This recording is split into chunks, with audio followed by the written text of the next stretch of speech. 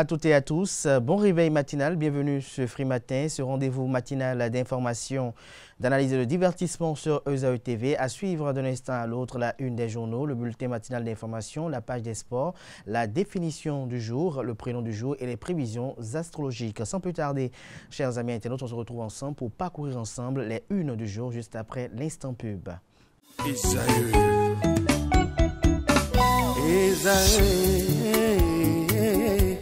Vous recherchez une école de référence pour une double formation universitaire et professionnelle de qualité? Voici l'opportunité à ne pas rater. L'École supérieure d'administration, d'économie, de journalisme et des métiers de l'audiovisuel ESAE vous offre des programmes d'enseignement en licence et en master orientés vers l'emploi qui font d'elle une référence à travers les filières de l'administration générale et territoriale, l'administration du travail et de la sécurité sociale, droit, diplomatie et relations internationales, administration hospitalière, universitaire et intendance, journalisme et métiers de l'audiovisuel et toutes les filières des sciences de gestion. Une seule adresse, www.esae.bj.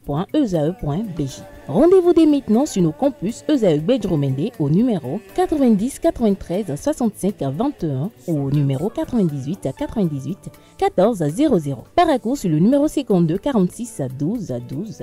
Aboumé-Calavi au numéro 52 88 44 44. Akpakpa au numéro 52 88 33 33. ESAE, l'excellence à un nom.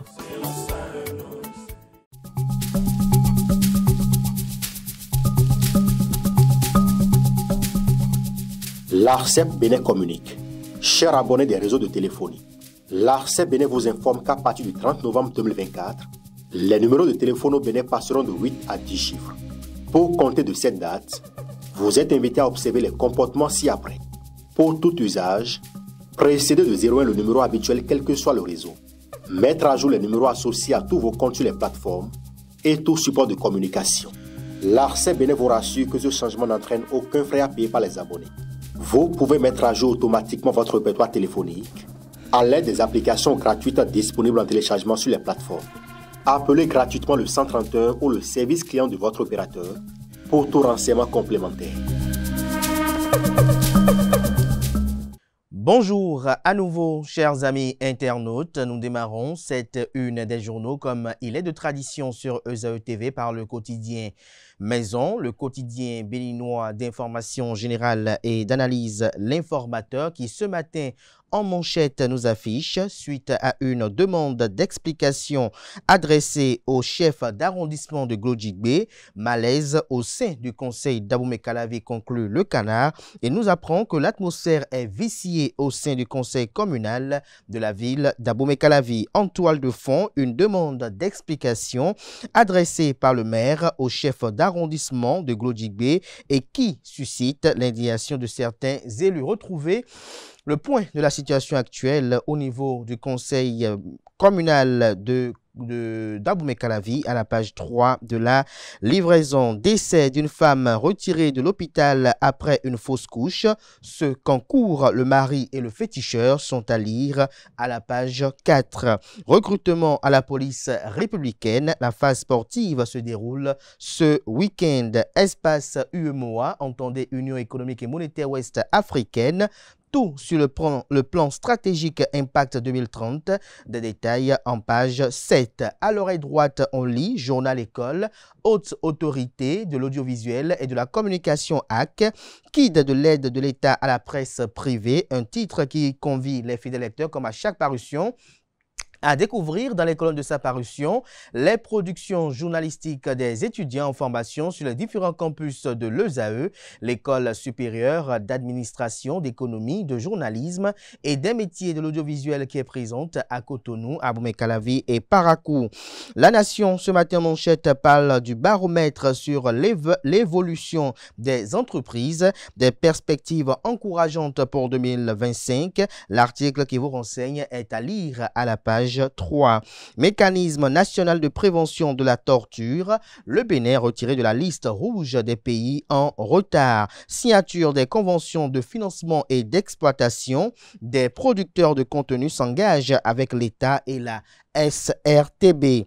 Fraternité, ce matin en manchette, parle de prévision climatique en 2025. L'alerte de Météo Bénin, les risques d'inondation et de sécheresse sont à découvrir à travers l'article publié en page 4. Centre hospitalier international de Calavi, Louis Béounou-Vlavonou, président de l'Assemblée nationale du Bénin et ses collègues députés découvrent un chef-d'œuvre du gouvernement. Le matinal autosuffisance en production nationale de volailles, le Bénin n'est pas prêt, la mesure d'interdiction de l'importation reportée, réaction exclusive de quelques acteurs, à lire aux pages 8 et 9. On peut lire également à la une de le matinal de ce matin, défense de l'intégrité du territoire béninois, une position de l'armée attaquée, des détails en page 4. Développement du Bénin sous le magistère de Patrice Talon, Lionel Zinsou sous le charme. L'ancien Premier ministre béninois salue la transformation rapide du pays. Matin Libre, quant à lui en manchette, parle de Bénin et de démocratie. Un rapport accable la gouvernance Talon. Que comprendre de ce titre? Élément de réponse à la page 5. Recrutement d'agents de santé au profit des collectivités décentralisées, 1694 candidats ont composé pour 341 places disponibles. Communiqué de presse, l'Union islamique du Bénin, UIB, annonce la première édition de la foire islamique du Ramadan. Le potentiel à présent, condamné à 7 ans de prison pour corruption dans les marchés publics, AC, haute autorité de l'audiovisuel et de la communication, Criette, cours de répression des infractions économiques et du terrorisme, l'ex-directeur des affaires financières, DAF, et l'ancien assistant PRMP, personne responsable des marchés publics, acquitté en appel. Le Canard écrit que l'affaire de corruption sous la chaîne de la commande publique qui avait terni l'image de la haute autorité de l'audiovisuel et de la communication AC, alors présidé par Rémi Prosper Moretti. Dans cette affaire, l'ancien DAF et l'ex-PRMP de la HAC, Raimi Abdoul Moussa Batoko, ainsi qu'Ange Arlan, fonctionnaire et assistant de la personne responsable des marchés publics, avaient été incarcérés. On s'en souvient, les deux accusés avaient écopé de 7 ans de prison en première instance à la Criette, en raison des éléments à charge détenus par les juges. Retrouvez des détails sur l'acquittement dont ils bénéficient en appel à la page 3 de la livraison. On peut lire également à la une de le potentiel de ce matin, explosion d'un engin artisanal au nord du Bénin, plusieurs militaires blessés, décès du préfet du Zou, Firmin Aimé Couton, Patrice Talon dépêche une délégation de la maison mortuaire. L'événement précis ce matin en manchette, atelier des maires et secrétaires exécutifs des mairies à Parakou, les autorités locales s'inquiètent de la fin du dispositif Azoli à fin 2025. On lit également à la une de l'événement précis de ce matin, visite de terrain, les ambassadeurs de l'Union européenne au contact des réalisations à Grand Popo. L'économiste ce matin en manchette parle de la gestion des risques climatiques au Bénin. Le Canada nous fait savoir en manchette que le FNDA et ses partenaires activent le projet pilote d'assurance agricole, 100 000 exploitants agricoles à couvrir en 2025. La Nouvelle Tribune, rapport sur l'indice de la démocratie dans le monde. Le Bénin passe de démocratie imparfaite à régime hybride. Le journal nous écrit noir sur blanc que le nombre de pays considérés comme des démocraties pleines ou imparfaites a diminué de 3 dans le monde en 2024 par rapport à 2023, selon The Economist Intelligence Unit. Ainsi, une petite portion de seulement 6,6% de la population mondiale vit en démocratie, tandis que plus d'un tiers, notamment 39,2%, vit sous un régime autoritaire. Ce sont là les chiffres du rapport 2024 sur l'indice de la démocratie dans le monde qui révèle par ailleurs que le Bénin est passé de démocratie imparfaite à régime hybride. L'article qui vous renseigne est à lire à la page 3 de la livraison. Libération nous libère ce matin en deuxième de titre peut-être à sa une, décès du préfet Firmin Couton, les hommages du gouvernement à un cadre chevronné. Nous lisons à présent la une de Nord-Sud quotidien, fichier électoral, des détails sur le processus d'audit. L'article qui vous renseigne est à découvrir à la page 3. On lit à présent le quotidien Nasiara, dossier de parrainage pour les élections présidentielles de 2026. Le parrainage et l'auto-parrainage ont-ils valeur juridique égale, se questionne le politologue Richard Boni-Ouorou. Retrouvez les fondements de cette interrogation dans les colonnes de la parution du matin du journal, notamment à la page 3. Dernière déclaration du leader de l'Arc-en-Ciel à l'occasion des vœux de Nouvel An, Adrien Hongbeji, le martyr, s'exclame le canard. De quoi parle le confrère? Élément de réponse à travers les quelques lignes réservées à ce titre en deuxième de titre à la une. On lit à présent le confrère de la matinée, crise au sein du Conseil national des supporters du Bénin, une véritable guerre de succession où des intérêts personnels prennent le pas sur l'intérêt général. L'initiative louable de Mathurin de Chacus qui rencontre les protagonistes ce jour. Le football béninois a besoin d'une base de supporters unis et organisés et non divisés pour des conflits internes d'intérêts. Le Télégramme ce matin manchette parle d'ossements humains retrouvés derrière la morgue du Centre national hospitalier universitaire Hubert Koutoukou-Maga CNHU HKM de Cotonou. 5 squelettes humains ont été reconstitués au lieu de 4 corps annoncés. Les détails sur cette découverte macabre sont à lire à la page 10 de la livraison. On lit également à la une du quotidien Le Télégramme de ce matin, fichier électoral. Les démocrates émettent des réserves sur le processus d'audit. On lit également à la une de Le Télégramme de ce matin pour avoir qualifié le chef de l'État d'anarcheur, un mineur poursuivi devant le parquet spécial de la Cour de répression des infractions économique et du terrorisme Criette. Ce que prévoit le code du numérique est à lire dans les colonnes de la parution ce matin du journal. Le pays émergent ce matin à sa une, dénouement de la crise au Conseil national des supporters du Bénin. L'élection d'un nouveau bureau est irréversible et le président Mathurin de Chacus devrait emboîter le pas au préfet Alain Orunla. Ce que propose la Fédération des fans de football béninois est à lire dans les colonnes de la parution ce matin du journal. Décryptage info ce matin à sa une, inclusion financière dans l'espace UEMOA, Union économique et monétaire ouest-africaine, le Bénin et le Sénégal pour améliorer l'accès aux services financiers.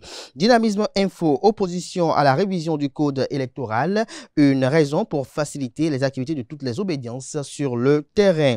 Association nationale des chefs de quartier, de ville et chefs de village du Bénin, le président Benjamin Ronhalidé, j'y arrive enfin, annonce des manifestations pour marquer l'an 1. Les 4 vérités à sa une ce matin, le 4 vérités avant-dernier titre pour boucler cette une des journaux. Nouvelle rencontre scientifique sur le massacre de Tiaroy. Le professeur François Adebayo Abiola porte la voix de l'Ansalbe et de l'Université de Parakou à Dakar. Le journal nous écrit que des universitaires et autres intellectuels africains se sont donné rendez-vous le 1er mars 2025 à Dakar pour poursuivre la réflexion sur la tragédie que Tiaroy a vécue le 1er décembre 1944. Il fallait cette fois-ci répondre à une question simple. Tiaroy 44, quelle leçon pour l'Afrique? Retrouvez des détails sur cette activité salvatrice dans les colonnes de la page automatique du journal qui nous apprend qu'un étudiant perd sa moto à cause d'un pot de yaourt. Retrouvez des éléments du récit des faits dans les colonnes de la page automatique du journal. Du coin info pour finir ce matin au siège du parti politique Les Démocrates à Boycon. Les disciples de Boni Yayi mettent en ordre de bataille les militants de la 23e circonscription électorale. Le journal nous apprend que plus rien ne sera comme avant à Bomé, à Gmanizou, Boycon ou Djidia. Les populations de la 23e circonscription électorale se disent prêtes, autant pour moi, à changer les donnes, à lutter pour la restauration de la démocratie et à travailler activement pour l'alternance en 2026. Ce sera tout pour la présentation de quelques titres parus ce jour dans la presse locale. Merci de votre attention.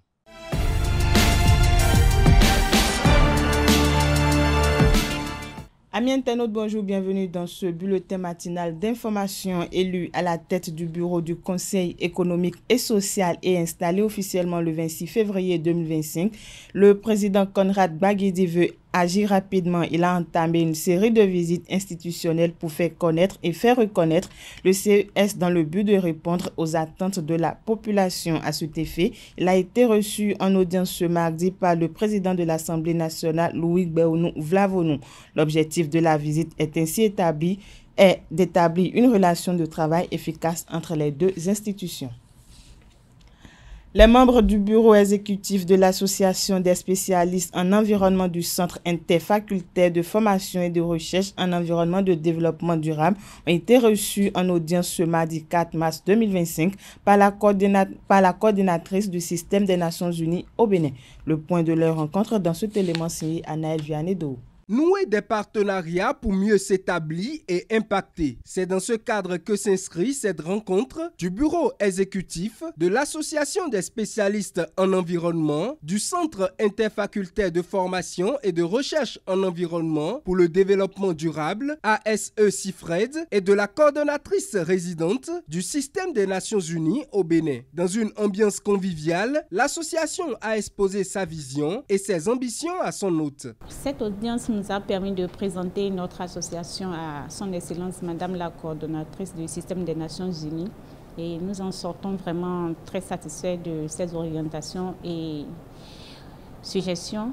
Et d'ailleurs, cela nous conforte dans notre engagement à militer pour la cause de l'environnement. Nous avons eu à également présenter nos projets que nous avons à son Excellence et elle en était fière, elle a répondu favorablement et nous a témoigné de son accompagnement, nous a garanti son accompagnement dans la mesure du possible et nous sommes vraiment très heureux de cette audience que nous avons eue avec Madame la coordonnatrice du système des Nations Unies. La coordonnatrice résidente n'a pas hésité à saluer l'initiative de l'ASE-CIFRED à laquelle elle garantit tout son soutien. Ce qu'ils font est en droite ligne avec ce que beaucoup d'agences des Nations Unies font dans le Bénin pour la protection de l'environnement et j'espère avoir l'opportunité de vraiment travailler, contribuer à ce que ce genre d'initiative soit en lien avec ce que nous faisons, soit lié avec certaines des initiatives de nos agences respectives. C'est naturellement que je pense qu'une collaboration est possible, des partenariats sont possibles et surtout pour moi le plus important c'est de pouvoir dire aux jeunes qui sont à la base de cette initiative que c'est exactement le rôle qu'on attend des jeunes, qu'ils prennent des choses en main, qu'ils prennent des initiatives, qu'ils font des démarches proactives vers ceux qui pourraient les soutenir dans ces initiatives-là. En tout cas, moi, je ne peux que me réjouir de cela et dire que je ne peux que aider dans la mesure de mes capacités, dans la mesure des capacités du système des Nations Unies pour que les activités qui sont prévues pour la protection de l'environnement, pour le tri des déchets, pour planter des arbres soient quelque chose de pérenne et de soutenu. Dans cette dynamique, l'ASE-CIFRED s'outille et surtout se donne les moyens pour s'impliquer dans les projets porteurs afin d'impacter l'environnement de façon stratégique. Le président de la Haute Autorité de l'Audiovisuel et de la Communication, Edouard Kokouloko, a procédé à l'ouverture officielle de la première session de l'année 2025. C'était le jeudi 27 février dernier au siège de l'institution. L'un des points qui était à l'ordre du jour est l'aide de l'État à la presse privée. Suivons ensemble le président Edouard Loko pour plus de détails. C'est notre première session de l'année. J'aimerais déjà rassurer nos partenaires que nous ne parlons pas en l'air à la HAC. Si nous parlons de l'aide de l'État, c'est que vous avez attendu déjà 8 ans, voire 9 ans, patientez encore quelques semaines ou quelques mois. Ça va se faire. Et aussi dire à tous les responsables de presse qui ne sont pas encore à jour, c'est vrai que la loi, ça fait 10 ans. La loi qui oblige les responsables à informer la HAC ou avoir une convention avec la HAC avant de commencer à publier sur Internet quoi que ce soit. La loi a 10 ans. Donc, nous n'avons pas d'excuses, mais néanmoins, nous savons que la HAC aussi a fait preuve de lenteur. C'est pour ça qu'au cours de cette session, nous allons donner la possibilité à ceux qui voudront être à jour de l'être. Enfin, il y aura également des fréquences. Nous avons des fréquences que nous avons repris à des opérateurs ou bien des fréquences qui étaient mal attribuées. Nous allons aussi, au cours de cette session, en discuter et réattribuer des fréquences. C'est vous dire que j'aurais pu vous faire une énumération d'une 50aine de dossiers inscrits à l'ordre du jour. Mais avec le temps, j'ai compris que c'est un piège. Donc je vous ai globalement résumé l'ordre du jour de cette session. L'audit du fichier électoral a été financé à hauteur de 159 millions de francs CFA par le gouvernement en réponse à une demande des partis d'opposition. Le processus est en cours et le chef de l'État a réaffirmé son soutien à l'initiative. Mais le parti d'opposition, les démocrates, n'a pas confiance lors d'un colloque scientifique organisé le 28 février 2025 par l'Église catholique pour marquer les 35 ans de la Conférence nationale des forces vives de la nation de 1990.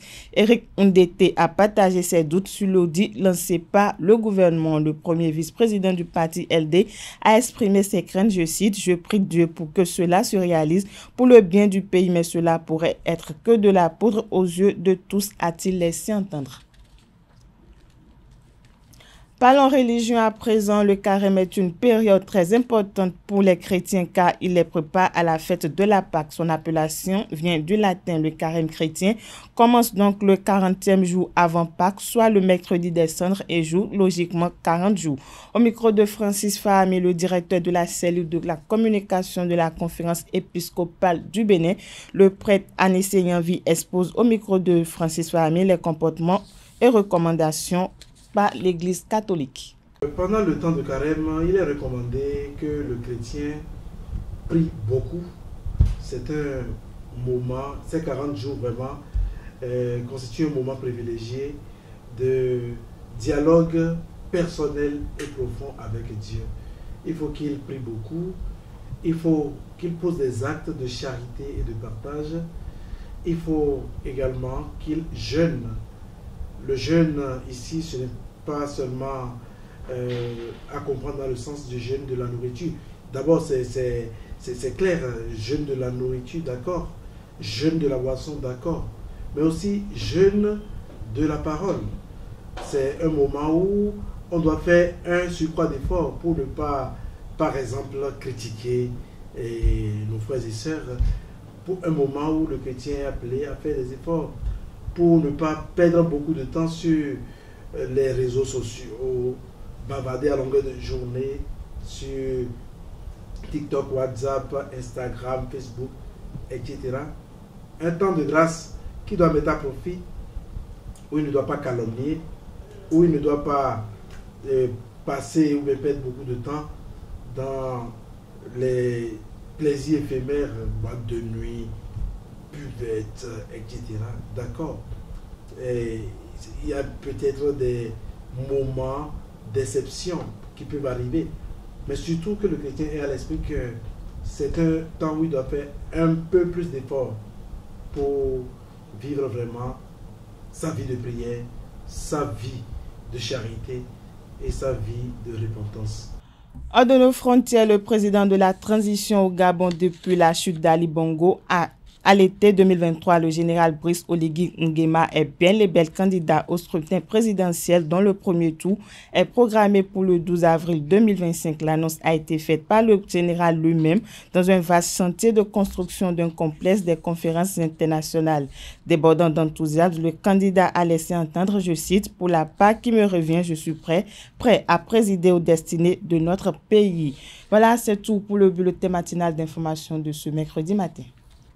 Merci à vous, Nosrine Fatoui, pour votre présentation du bulletin matinal d'information. On vous retrouve à 19h pour la grande édition du journal télévisé sur EZAE TV. Place à présent à la page des sports.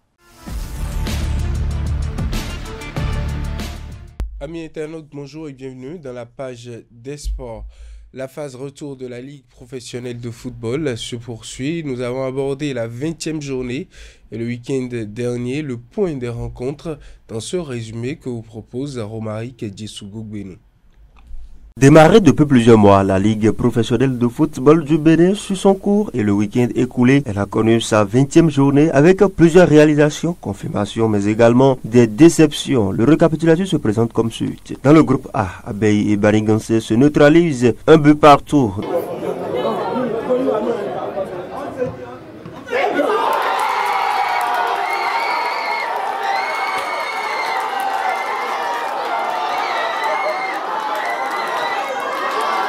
Dynamo de Parakou n'a pas résisté face à l'humiliation à elle attribuée par Damissa. Score très remarquable, 3-0.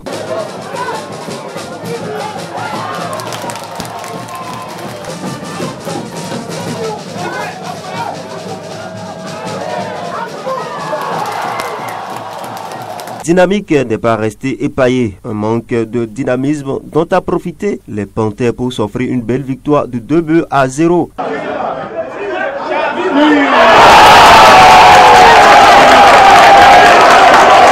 Buffle s'en est sorti 1-0 devant Takounen. Même scénario entre les Cavaliers et Loto Popo.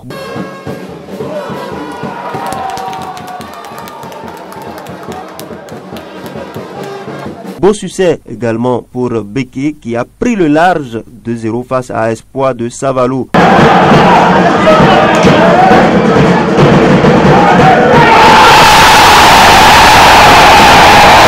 Autre rencontre tenue ce week-end dans ce groupe. Bois de Sinandé s'impose de justesse 3-2 devant AS Tonnerre et Real Sport perd devant Dadier sur le large 3-1. Dans le groupe B, AS Police s'incline 0-1 contre AS Cotonou à Didja. Et les requins se neutralisent, score nul et vierge. Aziza s'impose 1-0 devant Aïma, victorieuse le week-end écoulé. La Sobemap et les cotonniers se respectent également, score nul et vierge. Le coach nous a dit qu'on jouait une finale face à un concurrent direct. Une finale, ça ne se joue pas, ça se gagne. Donc on a joué pour la gagne, mais au final, on a fait un match nul. Les Dragons de l'OME s'offrent Asvo sur un score étriqué de 1-0. Même réalisation entre Rodio et Dynamo.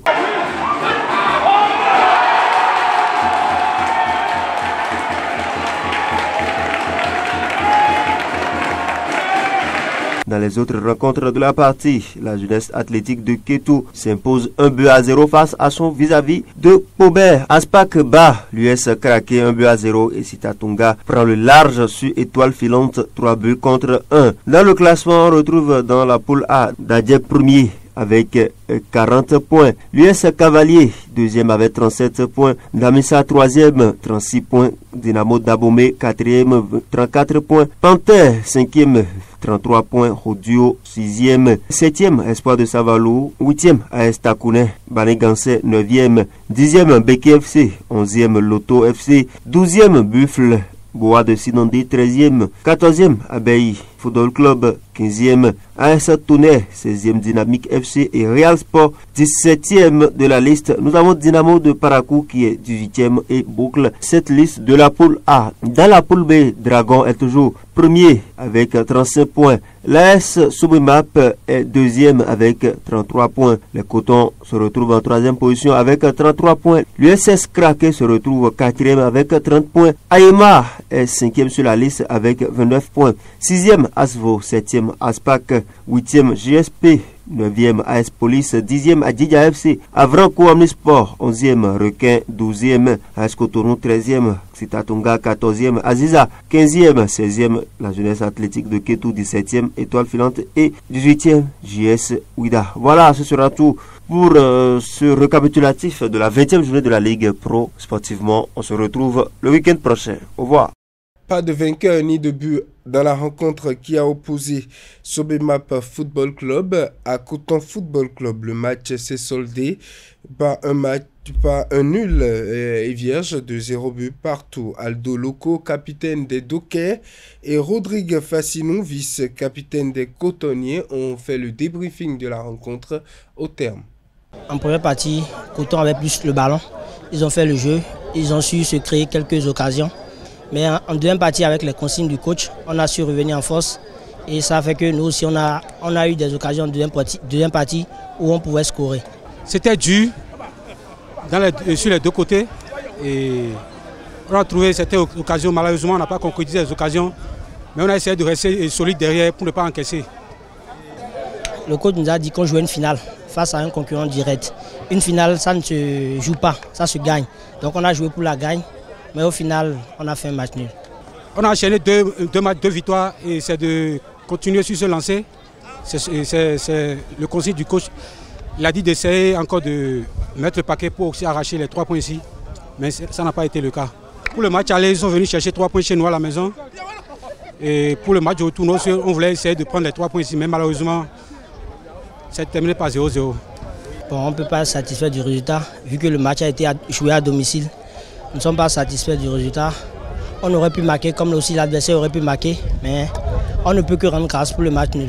La 8e édition de la compétition, les futurs champions de natation s'est déroulée le 28 février et 1er mars 2025 à Grand Popo. Une 60aine de jeunes nageurs dans les 5 catégories, notamment 6-7 ans, 8-9 ans, 10-11 ans, 12-14 ans et 15-17 ans. Les athlètes se sont mesurés les uns aux autres. Le reportage qui nous fait le point de cette compétition avec cette année, Lariosa Diagueno. Quel plongeon magnifique.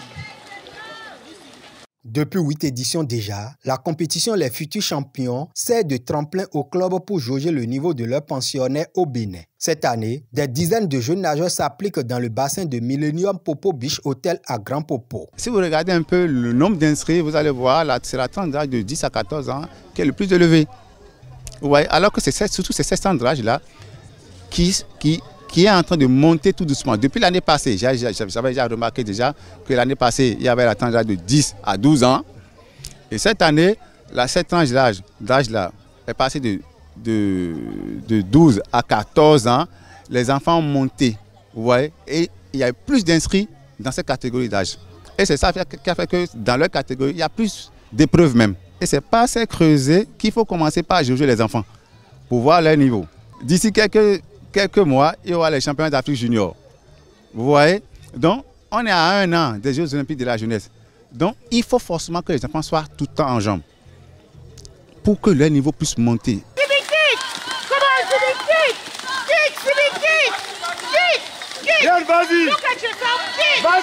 Pendant 2 jours, les jeunes pousses de la natation béninoise se sont mesurés, non seulement entre eux, mais aussi avec d'autres enfants venus du Togo et du Ghana, dans le strict respect des règlements de World Aquatics. C'est une façon déjà de les préparer aux échéances internationales en respectant les règles de la World Aquatics. On éduque les enfants très tôt sur les règles et conditions de pratique au niveau de la World Aquatic. Donc c'est une bonne chose, nous apprécions cela, c'est une bonne chose et on doit progressivement très tôt initier les enfants à ces règles-là. C'est vrai qu'il y a encore beaucoup à améliorer, mais vu leur niveau, leur catégorie d'âge et les prestations par rapport à leurs camarades, nous réjouissons. L'objectif surtout c'était de les faire affronter leurs camarades et de connaître leur niveau. Et c'est une bonne expérience pour nous.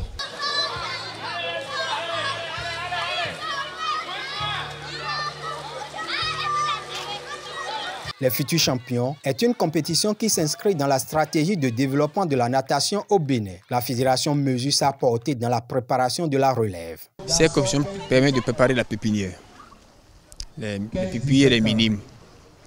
Ces enfants qui travaillent, qui sont entretenus par ces compétitions, nous permettent d'avoir des athlètes de demain. Parce qu'au niveau fêtière, au niveau World Aquatique, au niveau Afrique Aquatique et même de la zone 2, on ne reconnaît que les juniors et les seniors. Donc, lorsqu'on fait ce genre de compétition, on apprend ces enfants à embrasser après la carrière d'athlète, la carrière des compétitions internationales. C'est pourquoi nous donnons de valeur, nous donnons de considération à ce genre de compétition. Cette compétition organisée par l'association sportive Les Élites de la Natation a déjà révélé plusieurs talents. Les résultats de l'année passée ont permis à certains athlètes parmi ceux qui ont nagé ici d'aller au championnat, de participer aux championnats nationaux, d'être parmi les meilleurs du pays et de participer au championnat d'Afrique et au championnat sous-régional. Et ça a permis de rehausser leur niveau.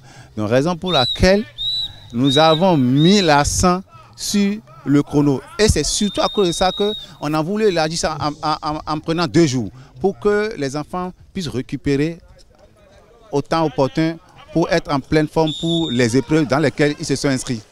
Les meilleurs de cette 8e édition sont repartis avec des médailles et d'autres lots, comme c'est le cas chaque année. Rendez-vous à la prochaine édition des futurs champions de natation en 2026.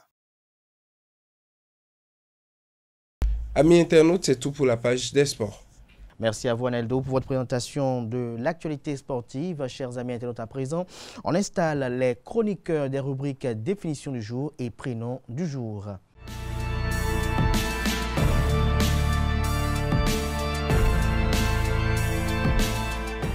À toutes et à tous, bonjour. Un tue-l'amour est une caractéristique physique, comportementale ou sensuelle qui enlève instantanément toute pensée aphrodisiaque, qui coupe le désir sexuel, auto-rapprochement physique et affectif. Amis internautes, cette expression serait tout simplement une traduction de l'anglais love handles qui signifie ou qui représente plutôt les petits plis de graisse qu'ont parfois les hommes au niveau de la taille. L'expression tue-l'amour est aussi proche de l'expression amour éphémère qui signifie passion passagère pour quelque chose ou pour quelqu'un et qui risque de partir aussi vite qu'elle est apparue. Chers amis internautes, c'est tout pour la définition de ce matin. Merci et à la prochaine.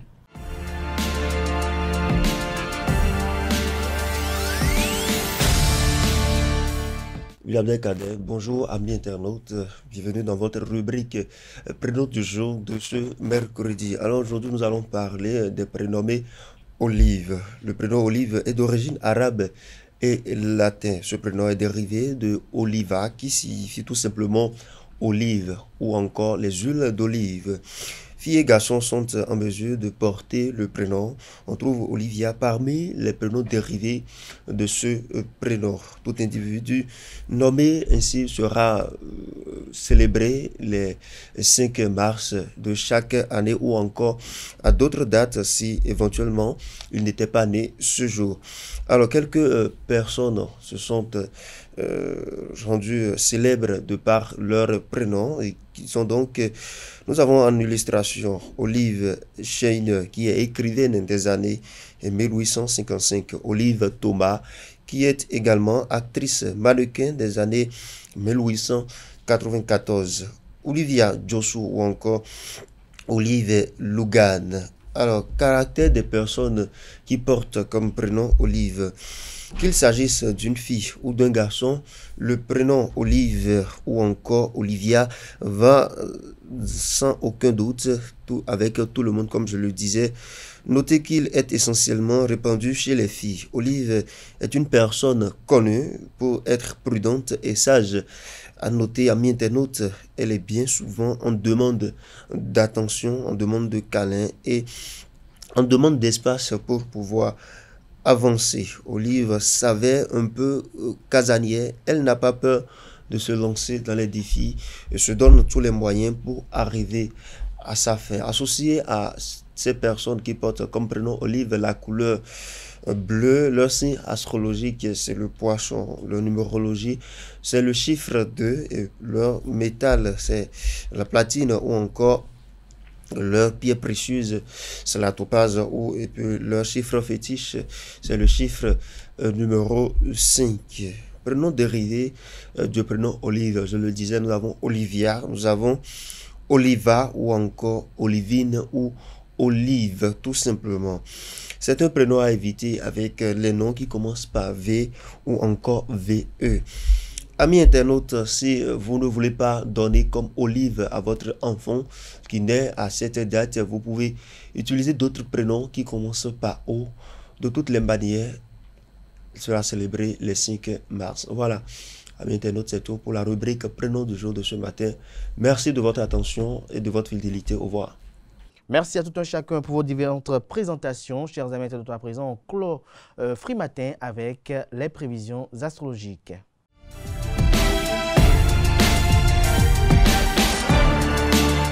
Bonjour amis internautes Bélier, votre horizon professionnel pourrait s'élargir plus rapidement que prévu.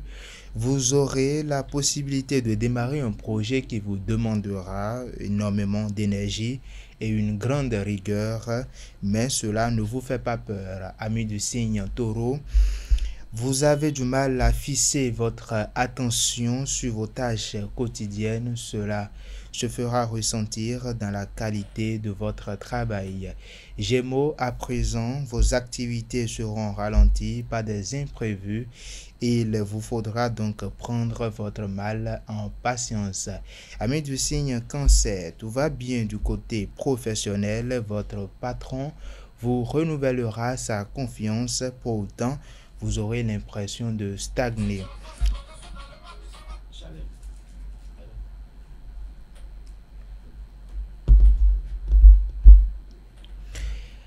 Bonjour amis internautes Bélier, votre horizon professionnel pourrait s'élargir plus rapidement que prévu.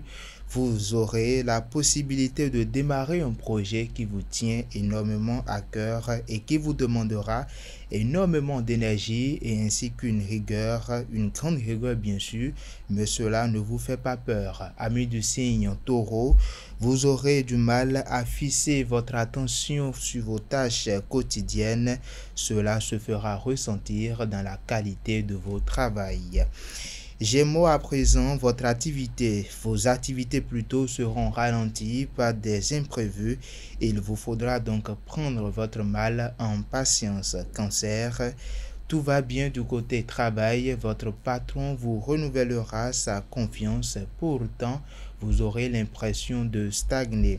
Amis du signe Lion, vous serez plus serein et confiant. Votre image professionnelle est positive et s'améliore de jour en jour.